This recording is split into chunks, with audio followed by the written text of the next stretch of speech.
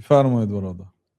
این بسیار این مردم ما زبان عربی را نمیدونیم. همین بسیار قرآن خوندن بهتر یا به زبان روسی رزمجلیت میگن معنایش را فهمیدن یا که بسیار اذیت کردن کنمش خوبتر است.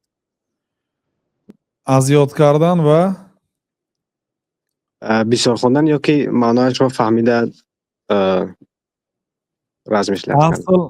اصل از قرآن این فهمیدنی معناهای سخن الله تعالی و عمل کردن به آن. لیکن سن و سال نگاه کرده میشه. مثلا کودک حالی تا 15 ساله باشد بگذار اول قرآن را حفظ کند.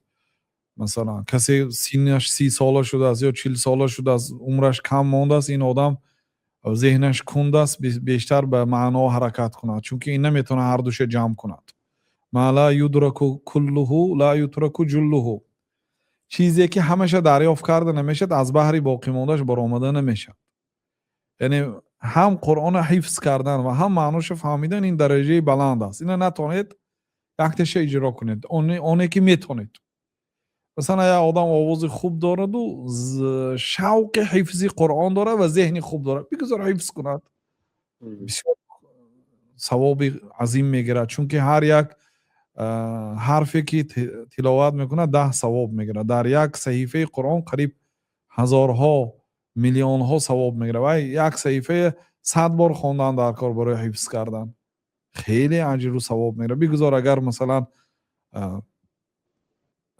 حفظ نشد، فرضاً حفظ نشد، 100 بار خواند حفظ نشد، لیکن میدونی به چقدر اجر شما نائل شدید. لیکن آدمی که حفظ کرده نمیتونه، فرصت ندارد، بیشتر به معناهاش اهمیت دهد.